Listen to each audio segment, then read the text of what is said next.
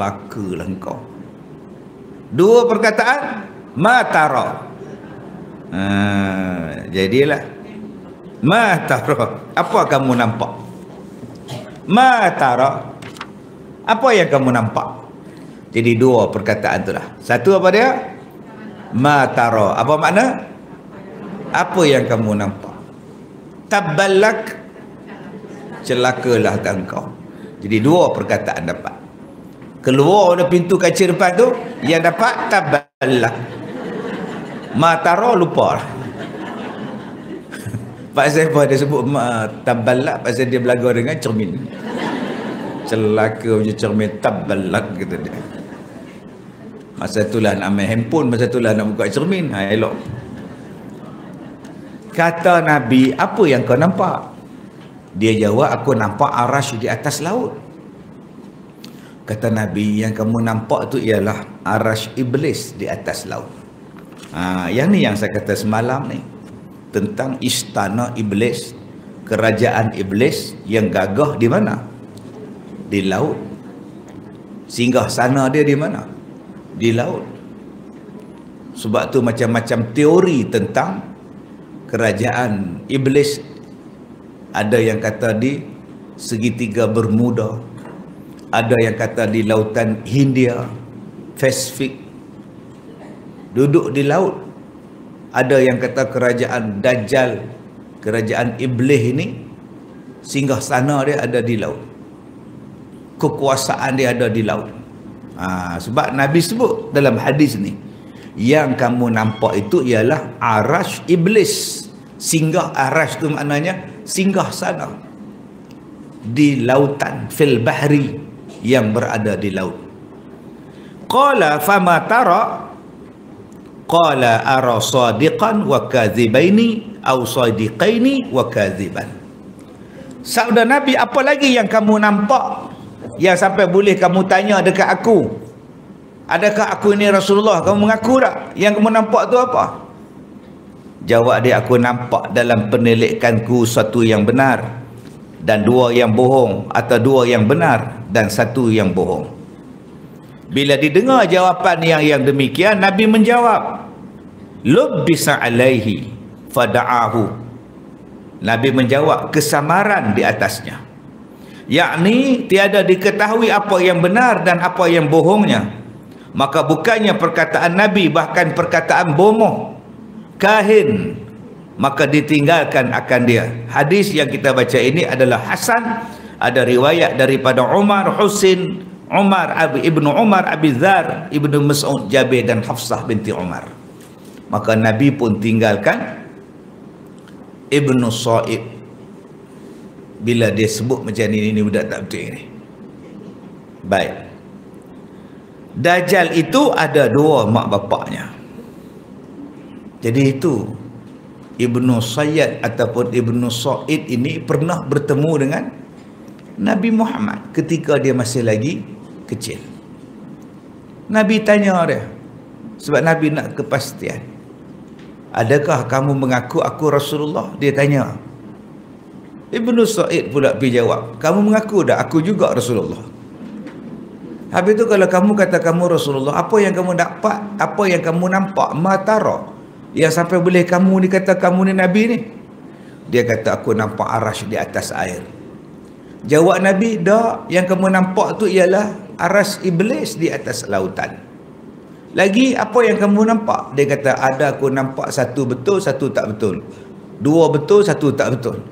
Kata Nabi Muhammad, perkataan kamu ni perkataan kahin. Rasulullah sentiasa bercakap benar. Nabi akan bercakap benar. Nabi tidak akan berbohong. Maka Sayyidina Umar kata, ya Rasulullah, biar aku habiskan budak ni. Kata Nabi, kalau kamu bunuh dia pun tak guna, sebab dia di bawah umur. Mana boleh bunuh dia? Lantak dia lah. Maka Nabi pun meninggalkan Ibnu Sa'id yang masih kecil pada masa itu. Baik, masalah Dajjal ada dua mak bapak. Maknanya Ustaz, Dajjal ni orang. Orang. Pasal Nabi kata Dajjal ni ada mak bapak ni. Dia orang. Ni yang tuan kata dia ni pula apa nama, makhluk asing lah, UFO lah, piring terbang. Saya tengok dalam satu video lama YouTube, satu bentuk yang mencipta UFO piring terbang tu tahun 50-an dah buat lah. Yang buat yang nama dia Tesla, yang buat toki kereta Tesla, kapal terbang yang tak ada bersayap. Okey, dah apa teknologi mereka simpan pada kita, mereka tak bagi tahu pada kita. Kemudian masuk dalam negeri orang, kita pun kata UFO, makhluk asing. Makhluk asing apa? Terbang pakai lampu, leceh pakai lampu. Tu jawapannya. Baik, yang pakai lampu siapa? Yang berjalan guna lampu siapa? Manusia. Jin pakai lampu? Jin tak pakai lampu. Dulu ustaz, dulu ada hantu dekat Bendang, nama dia hantu Kubota. Nama pun Kubota. Mesin tu dia bajak tanah tu. Kubota nama dia. Malam-malam siang nak bajak tanah, panas. Orang dulu-dulu dia bajak guna lampu belah malam. Jadi daripada jauh nampak dekat padang lampu duk berjalan malam-malam. Tu apa tu? Hantu Kubota. Sebutan dia Kubota. Jenis Kubota, Suitomo, nama Jepun kan. Melayu datang Kubota, hantu Kubota.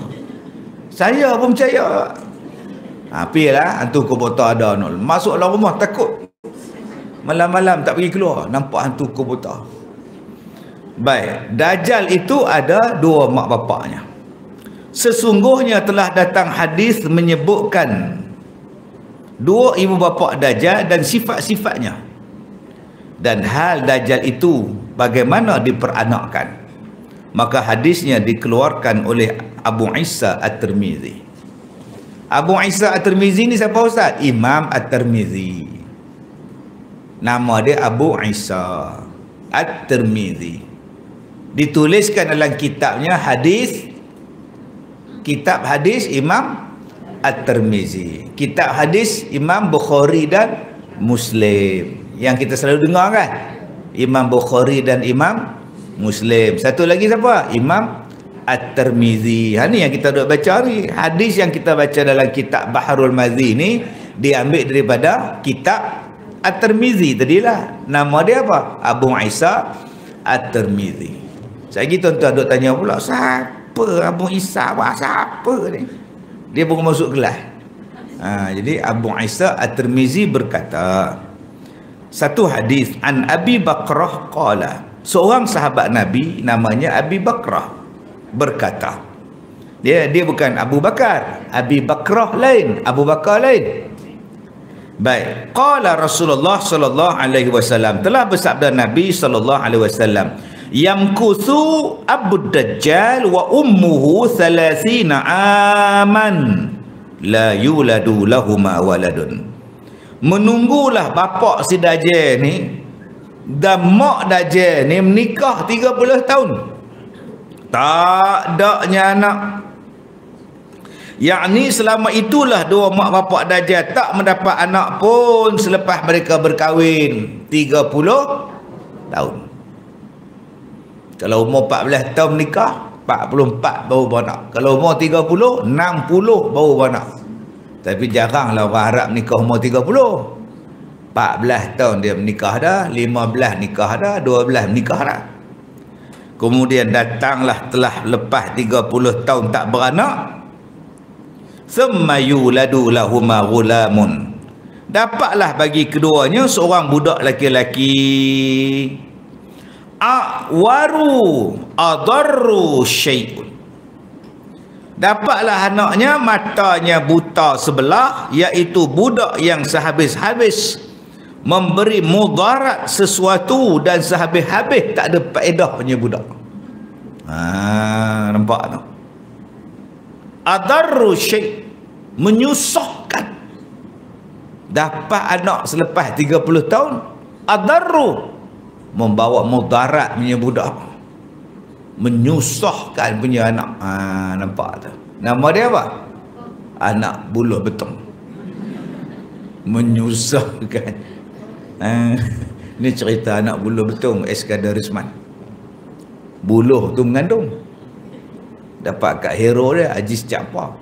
Dia tebangnya budak tu. Tengok-tengok dalam buluh tu ada baby. Bawa balik ke istana. Jadi anak jahat, nama dia S. Rosli. Kenal kat Ros? S. Rosli. Anak buluh betong. Jahat gila cerita tu. Budak itu dua matanya tidur tapi hatinya tidak tidur. Mata ni pejam tapi dia boleh dengar apa kita cakap. Ni jenis apa punya budak ni. Semana ata lana Rasulullah sallallahu alaihi wasallam abawaihi faqala. Kemudian bila Nabi dah ceritakan keadaan tak dapat anak dua mak bapak, dan Nabi cerita beranak pula, sifat budak tu macam tu, maka sabda Nabi sallallahu alaihi wasallam, faqala abuhu tuwalun darbul lahmi ka'anna anfahu min qarun wa ummuhum ra'atun fardahiyatun tawilatul yadaini. Nabi mula-mula dia cerita sifat budak tu. Lepas tu Nabi cerita pula sifat mak bapak budak tu.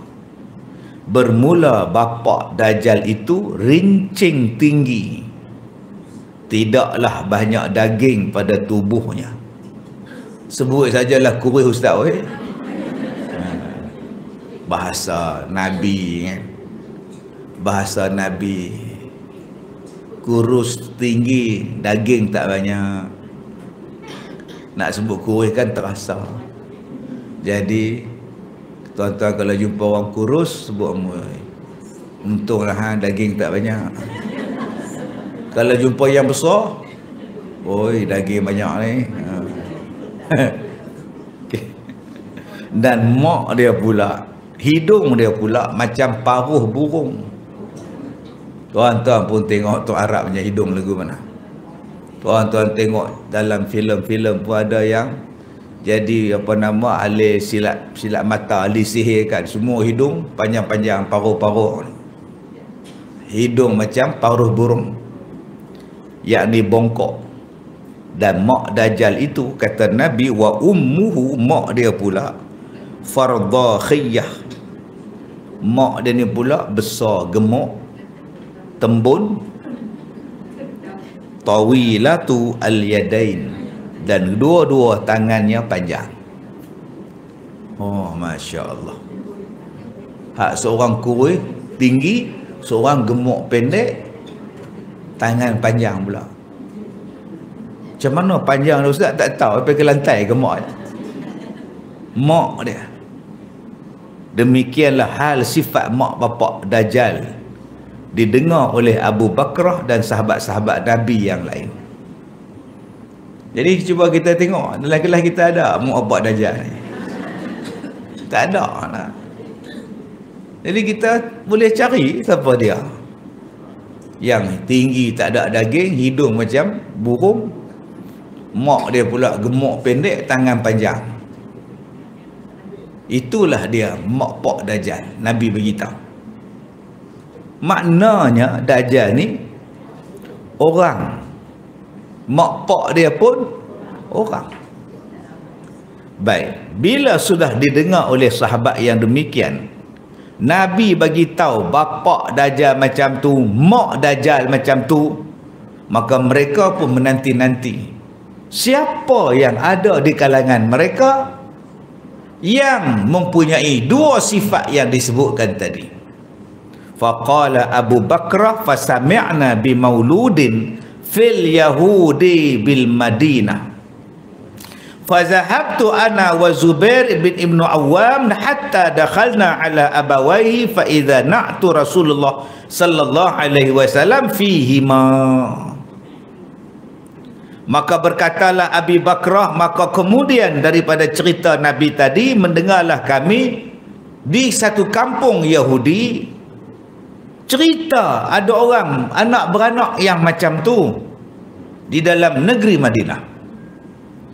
Bila kami dengar yang demikian, pergilah kami dengan sahabat kami, nama dia Zubair Al-Awwam, hingga masuklah kami berjumpa dengan mak bapaknya.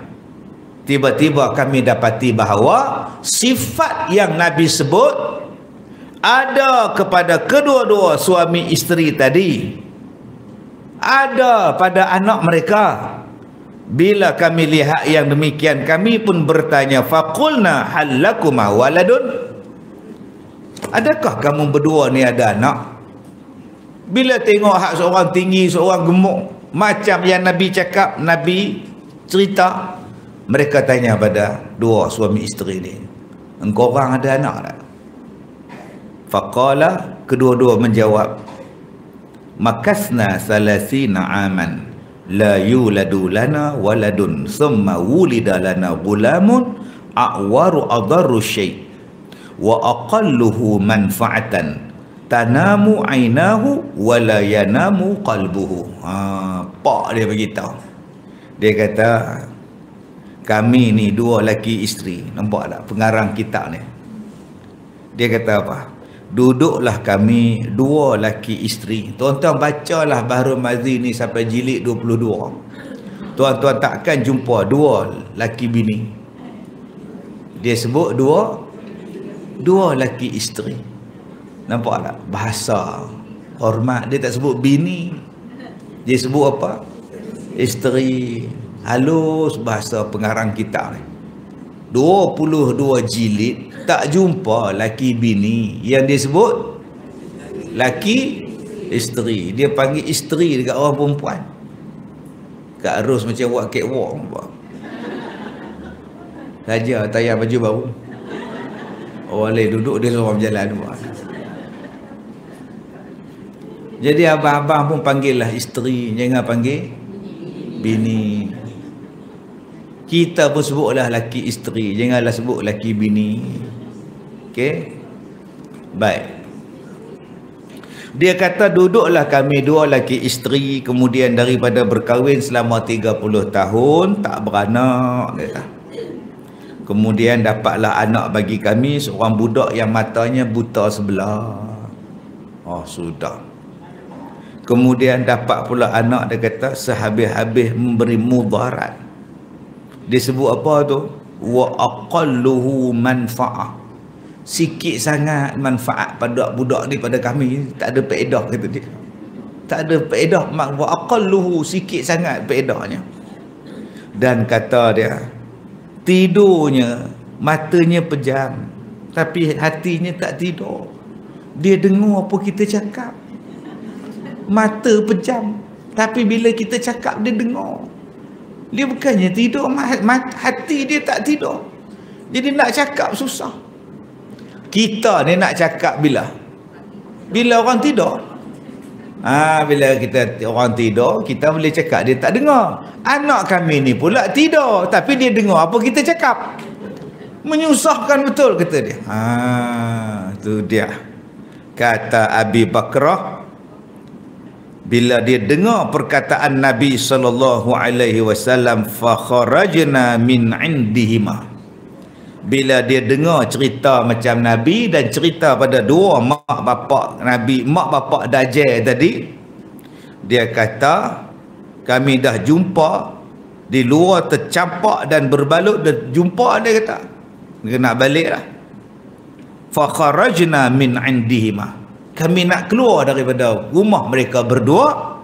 Fa idza huwa munjadilun fi syamsi fi qatifatin lahu. Elok kami nak keluar daripada rumah mereka, di tengah-tengah panas itu, kami nampak di luar satu budak yang tercampak di luar, berbalut di tengah panas matahari dengan kain daripada fi qatifatin lahu walahu hamhamatun, dibalut dengan kain baldu baginya, dan kami dengar dengan telinga kami bunyi berdengam-dengam mulutnya.